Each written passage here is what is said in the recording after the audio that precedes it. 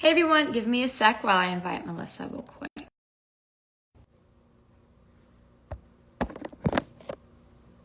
There we go. Everyone, welcome in.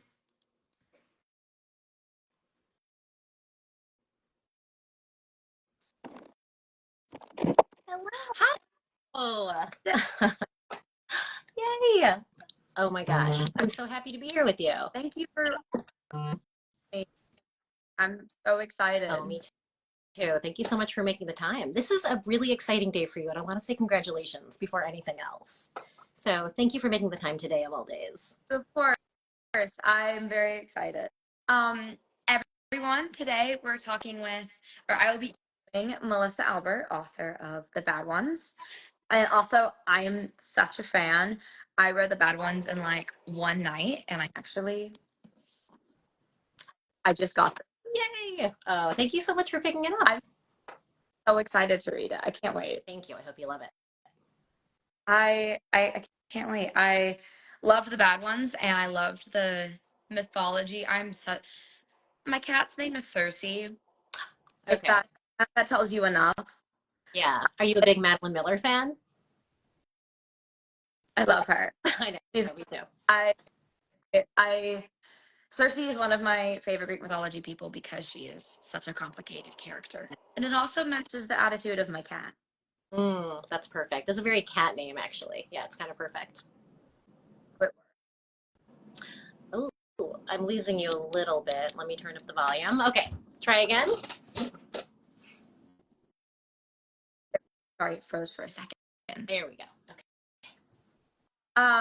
Also I wanted to say before we get started to everything, Melissa and I will be picking two people here to receive a copy of The Bad Ones. So Yay. watch until the end because your name might get picked. Perfect. I'm very excited to choose. So starting off, would you to tell everyone a summary of The Bad Ones? Yes. Okay, so first of all, I do want to share the cover just because I have really good luck with my covers and it's so spooky. So The Bad Ones is a story in which four people go missing in a single night from across a single town, seemingly unrelated. And the best friend of one of the missing people has to discover what happened to her best friend, what her hidden connection is to these other people, and whether she is a victim or a perpetrator of what's going on. In order to do so, she has to dig into these clues that her best friend left behind. And the clues keep on kind of leading her back into their childhood, which was a place of make believe, of artistic creation, in which like they created their own goddesses, and also a place of kind of a hidden history of vengeance that only the two of them know about.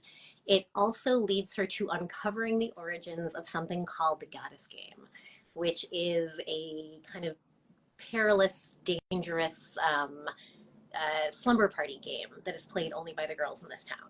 So, if you were ever playing Bloody Mary with your friends or like light as a feather, stiff as a board, that's kind of like the vibes. His name scared me so much in the best way. Like right from the get-go, whenever you start explaining it, I was like, oh my God. There's a tiny part of me that was like, this could be a fun game for a sleepover. Are you are you gonna play it? Are you gonna play the Goddess Game? Don't do it. You may be hearing from me soon saying I played the goddess game. It'll be the last thing I hear from you, so don't do it. If you're fans of this book, that is so true. Yeah, not to give anything away, so I'll leave it at that. Speaking of the plot of the book, as I said earlier, it's very much tied into multiple different mythology. Where did the idea come from? I would hope nothing similar to personal experience. I mean, honestly, I feel like everything I write comes out of having been a teenager who was like bored in the suburbs, if that makes sense. Um, I just like the things you invent when you're a kid and you want life to be a little bit more magical than it actually is. So yes, I like read every fairy tale I can get my hands on. I read Edith Hamilton's mythology, and I always wanted to create my own magic, which never quite worked until I like grew up and became an author, and then I could finally like write teen girls like I was who are finding different ways to make their own magic. So I've written like a witch book, which is Crooked Hearts. That's the one that you have. And now I've written this book, which is, like I said, about this pair of best friends who create their own pantheon. And it's goddesses who, when the two of them feel powerless, they can like have the goddesses kind of act in their name.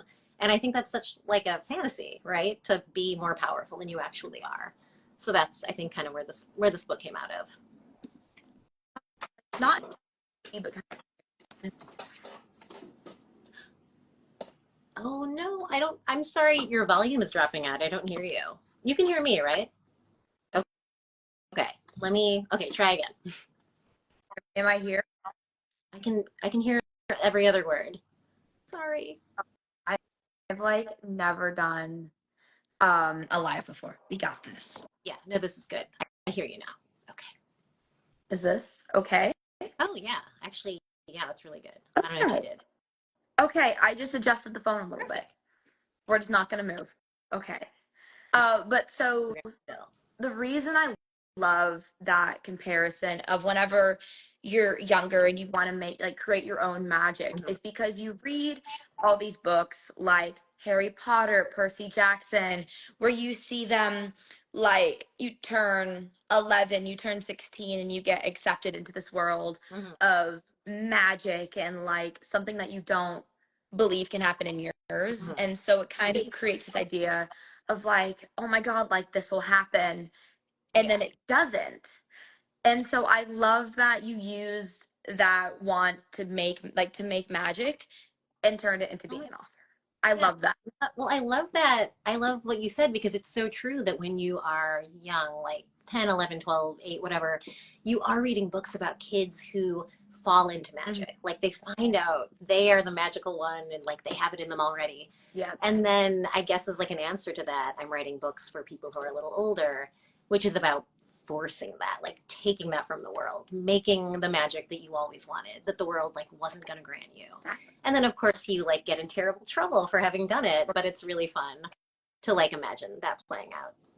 Definitely. I mean, I remember whenever I'm a huge Harry Potter person, and I remember whenever I first read the books, I was probably like, I'd say like 9 or 10, Okay. and immediately I was like, guys, Hogwarts exists. Five I'm years. You gonna got go there. 5 years. In 5 years, I'll be at Hogwarts. Wait, 11. I was thinking, yeah, okay. So you were like 1 or 2 years. It was like right around the It corner was for you. right around the corner. I was Oh, so convinced. I'm still waiting on that letter. It will show up at some point. yeah, totally. I think like a whole generation, I mean like a couple generations of people kind of grew up with like that secret hope inside. Oh, So 100%. we're all like recovering from that disappointment, but we'll be okay. Yes. Um, what was research for this like? Because I am such a research person. Oh, So did you have to like dive into different mythologies or anything? ooh, that's such a good question. So, okay, I love to invent just so that even if I get something wrong, it doesn't matter. No one will ever know it's totally invented. So, I kind of like to metabolize a ton of stuff in the area of what I like Mhm. and then kind of let it cook into something new. Yes. So, one thing that I did a lot of reading on was superstitions. I find it really interesting. Like, if you go read old lists of superstitions, it's like everything down to which foot you walk into a house with and like which side of the bed you get out of. And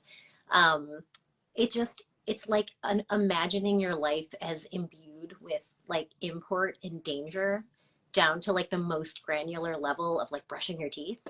So I kind of love just the way that human beings have always kind of tried to put story and danger and meaning into like even tiny little Mhm. actions.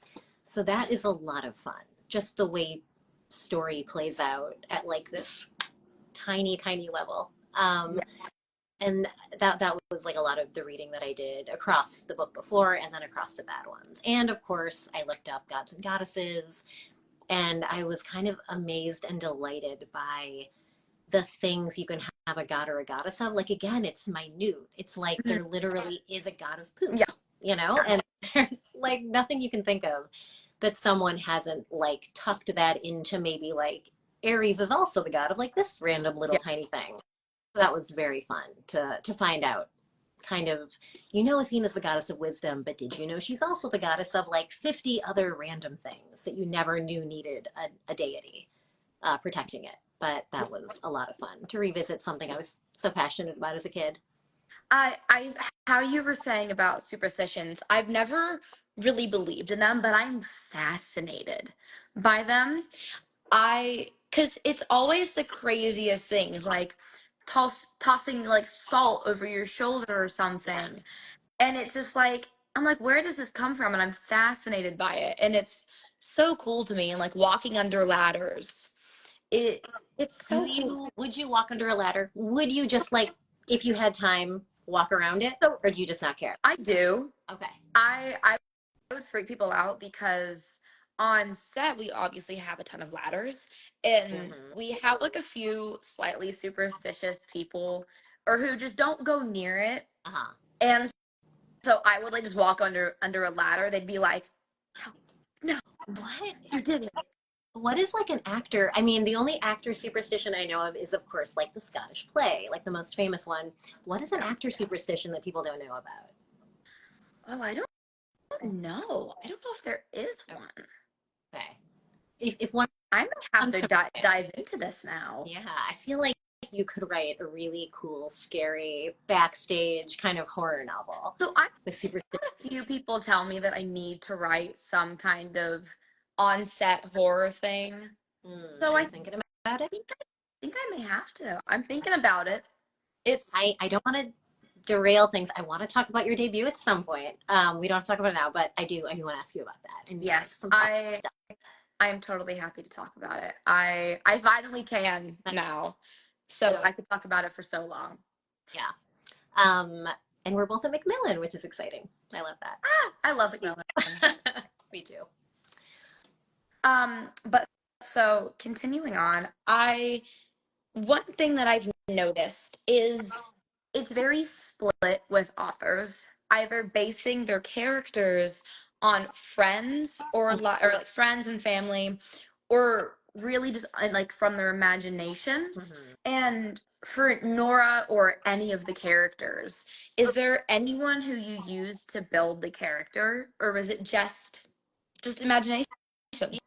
It always seems to me like a perfect shortcut to great characters would be to base them on someone. It seems like so Yeah, obvious.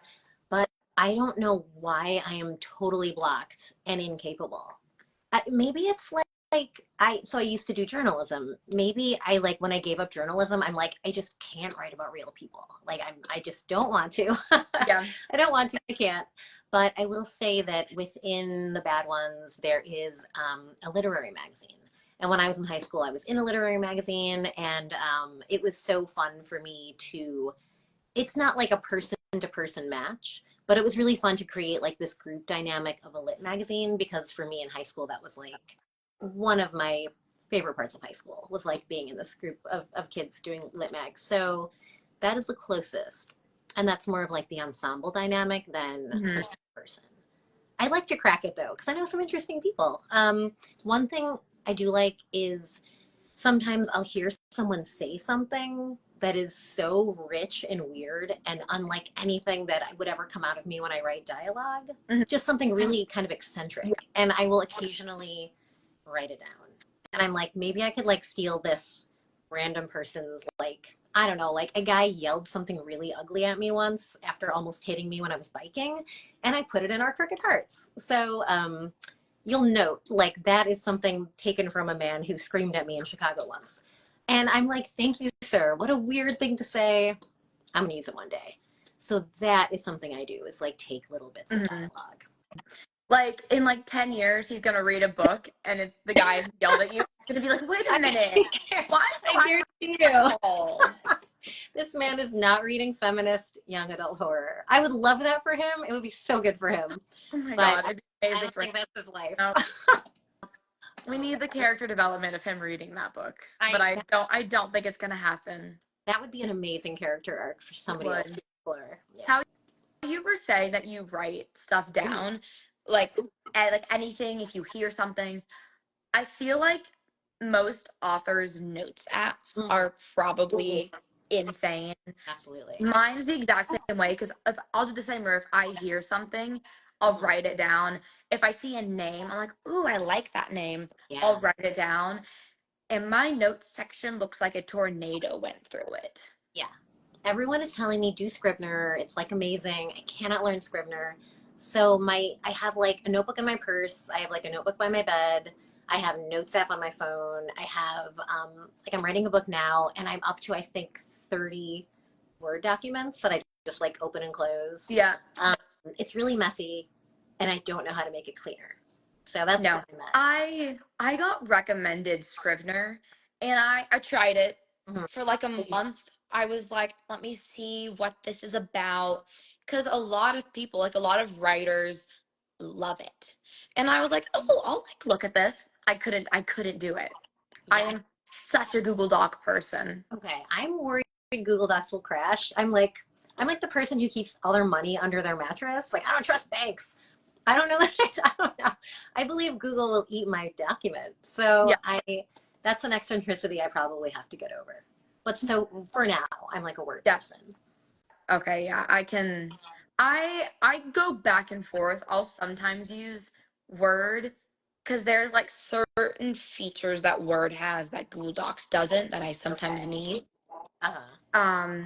But I am mainly a Google Docs person.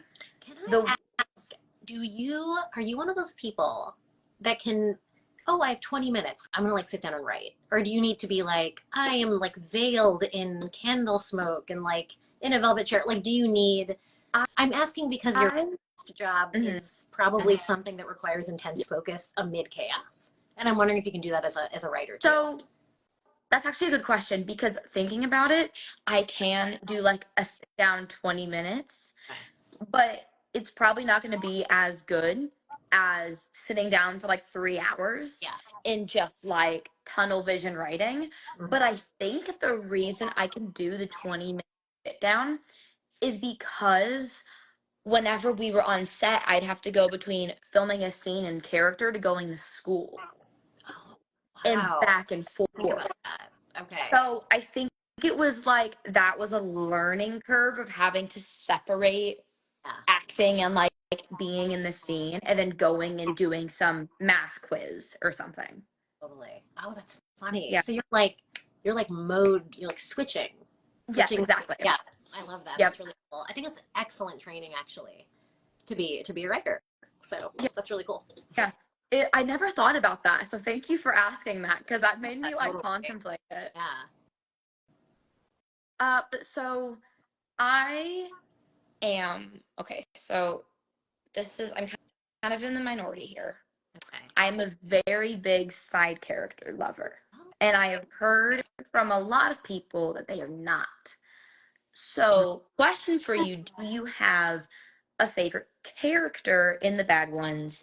And is it Mm, Nora? Is it a side character? yeah.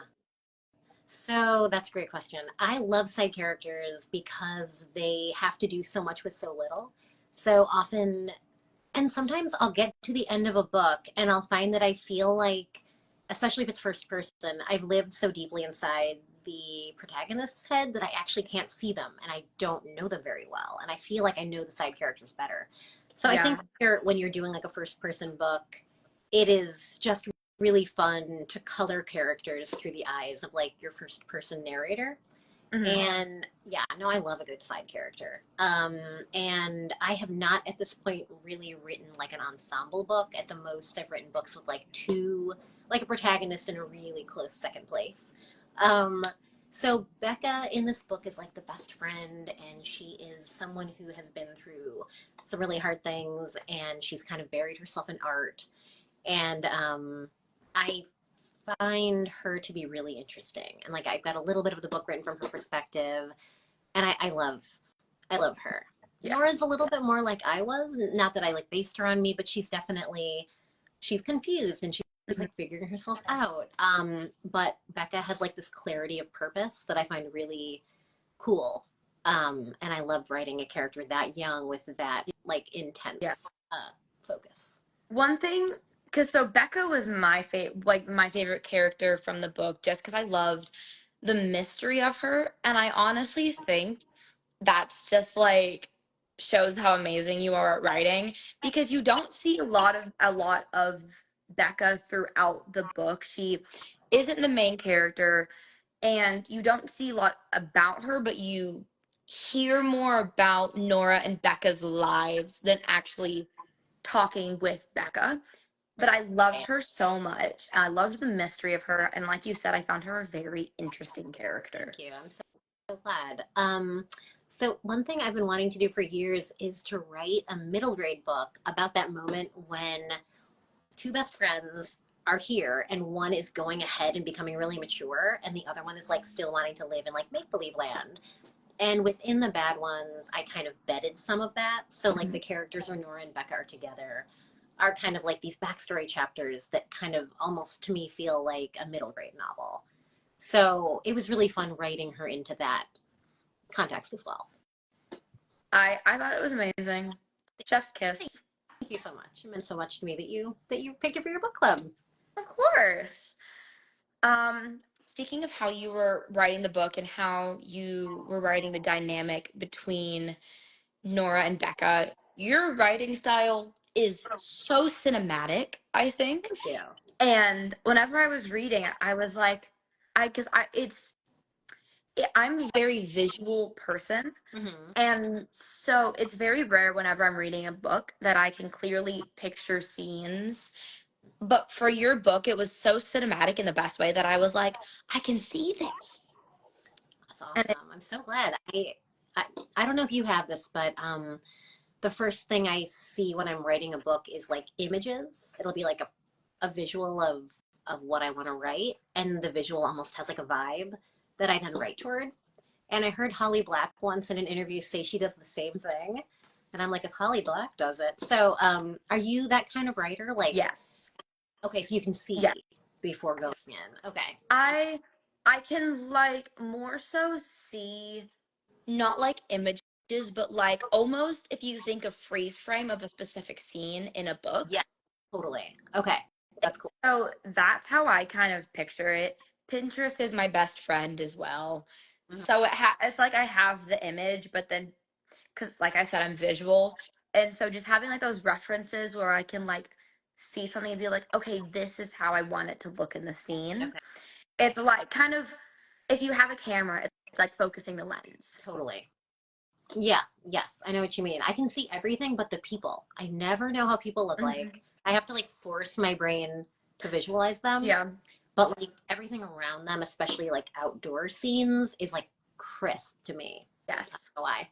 No, I even for the book that I'm doing right now, the rom-com, for some reason, some of the characters I'm like, I just can't. I don't know what you look like.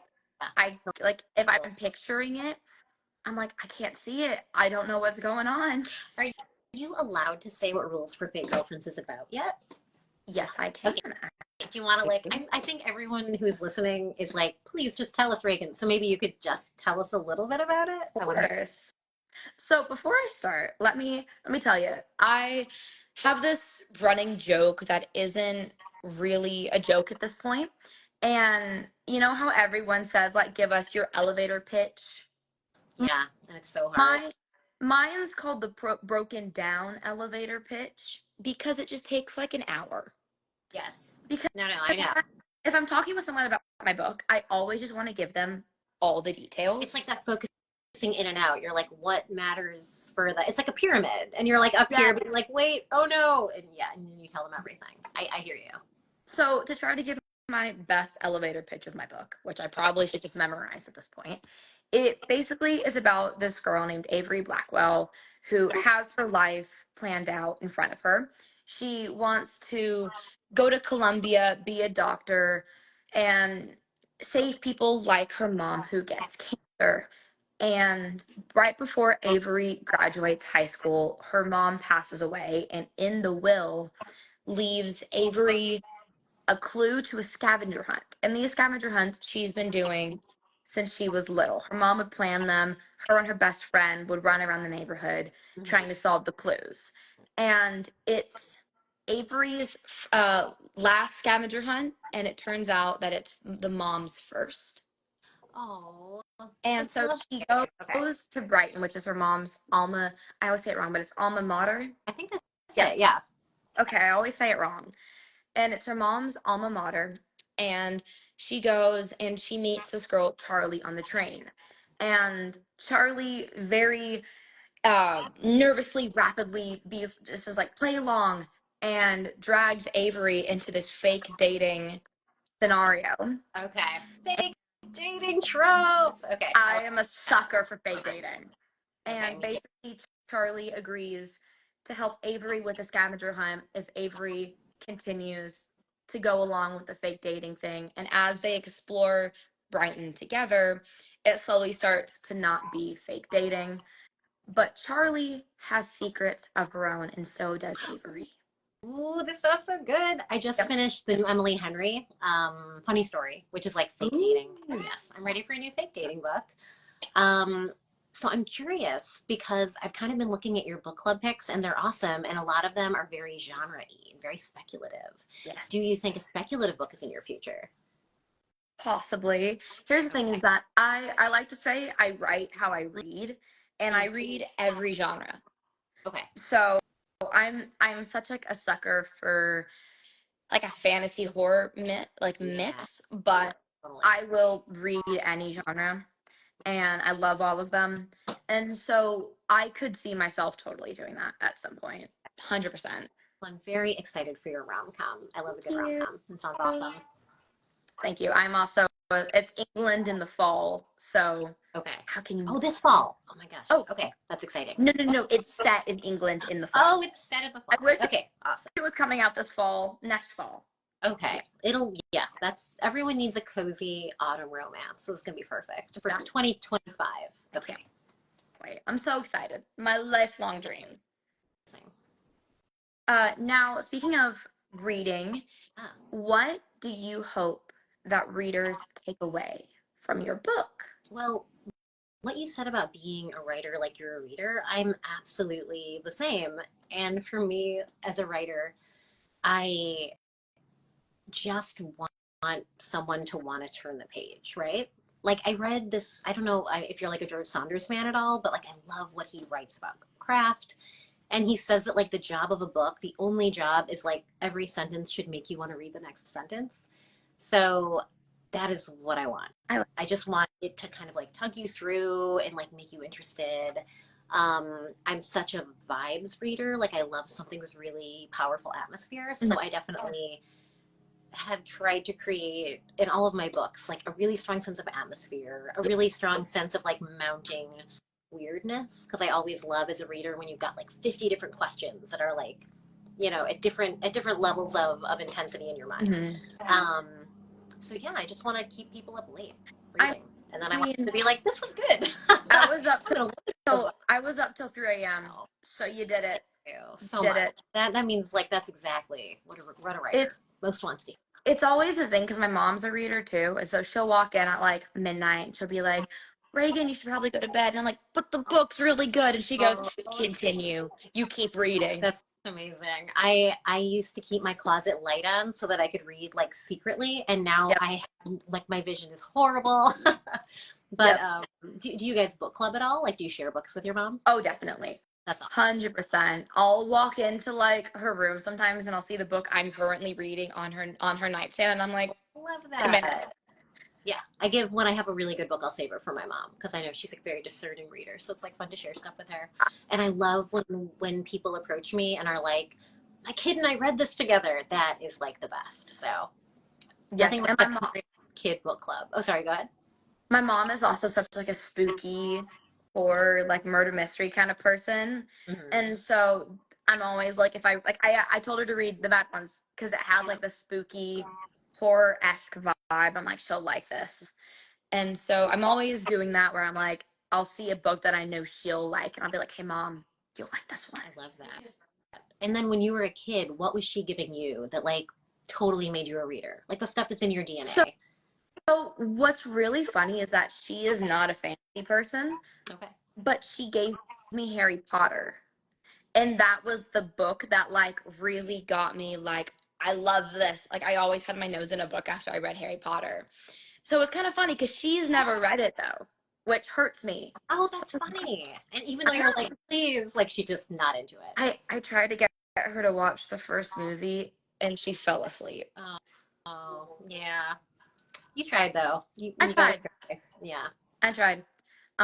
She laughed at a few parts though, and I consider that an accomplishment. It's that thing where you're like watching someone and you're like, Yep, like hoping they'll love it. exactly. Yes, that can be very Yep, frustrating. exactly. Because I do like murder mystery, like classic movies with her, and then more like fantasy with my dad. And so Oh, my dad and I were both say, like you said, sitting there watching her, like, is she enjoying it? that's Yeah. awesome. So funny. I love that you have the two. Like that's amazing. So no wonder you're such a book person. Yep. I think it really explains the loving all the genres because I have grown up in a household that like we'll do movie nights and then we'll do like a sci-fi and then like an Anne Hathaway movie.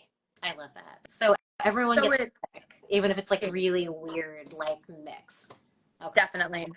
Yeah. So speaking of, we kind of backtracking a little bit, how you were saying that you wanted to write the middle school of one girl kind, one friend kind of going ahead and the other kind of like staying back.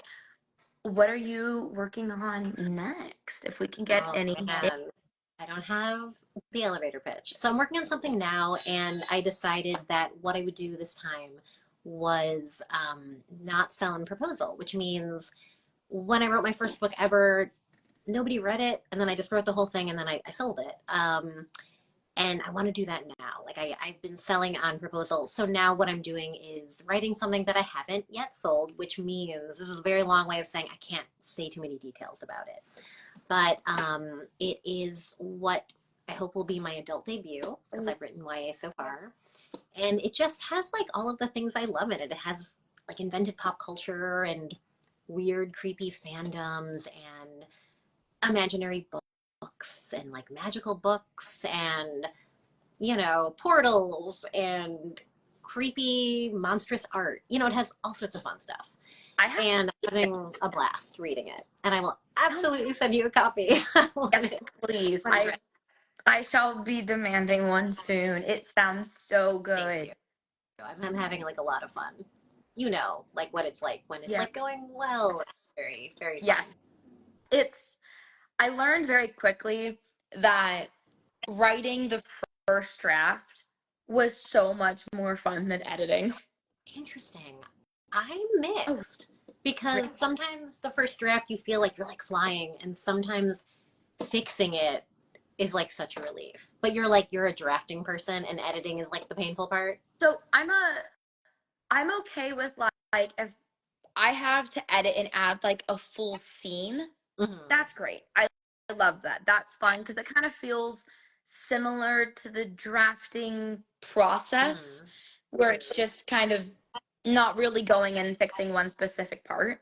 But if it's like an edit that is like all over, that's like very randomly placed, Yeah, like all the then it's little fiddly yeah. bits. Yeah. Because you have to go in and like change one sentence here and then one sentence there because it all connects.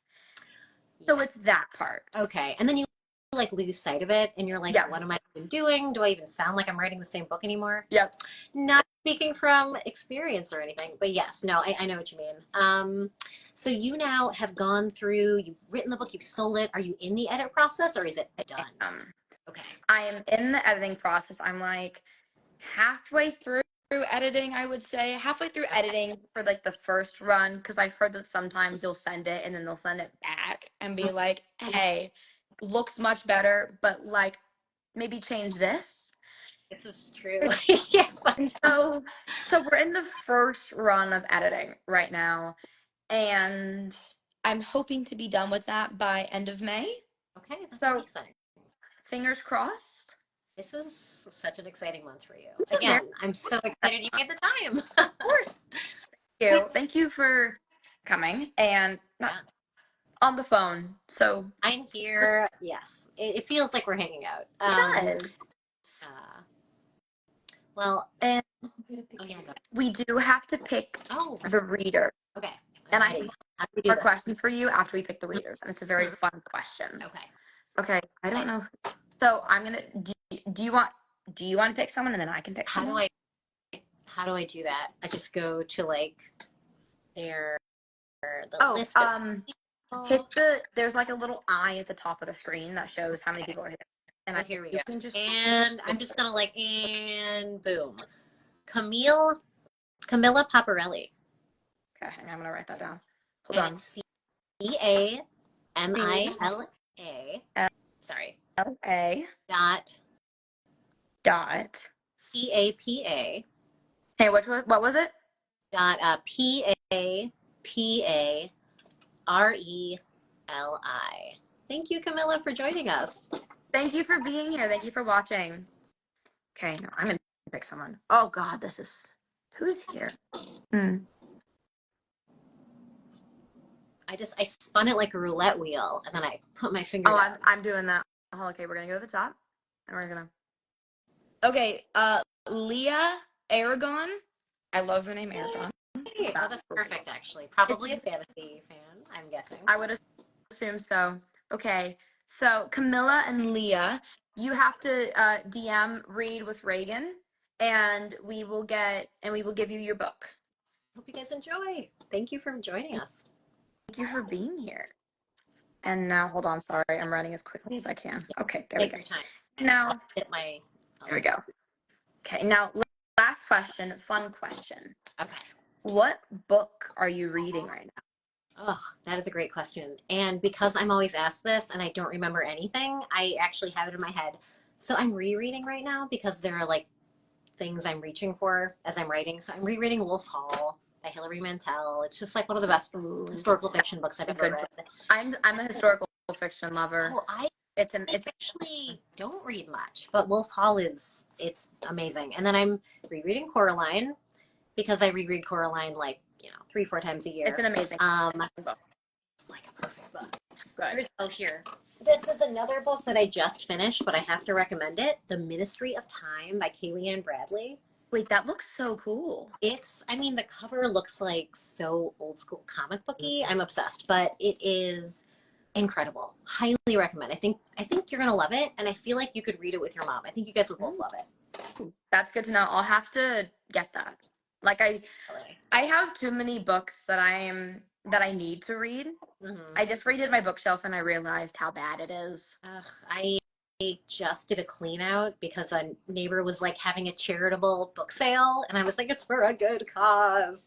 But I know that I will like later look for something and be like, I got rid of it. Yep, I've done that so many times. It's always the worst feeling whenever you realize that it's just that you got rid of it and you didn't mean to.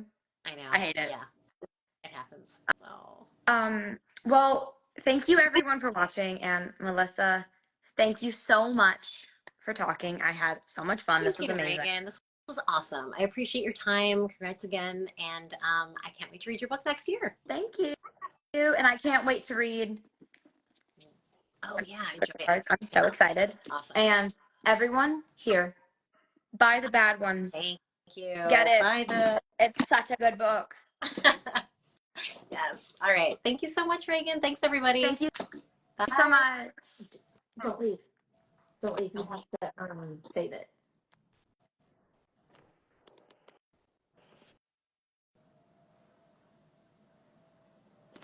We're trying to figure out how to save this. I'm gonna hang out just in case. Yeah. Okay. Hang on. Hold on. No, it's you end and then you save it. No, are you I'm sure? looking at it. So We've never done lives before, so we're trying to figure out. We got this, guys. I thought if you ended it, it went away. No, I'm reading what the site says. I'm trusting Google here. Oh my god. Okay. Okay. Bye, everyone. Wish me luck. We got this. Good luck saving Bye. it. Bye.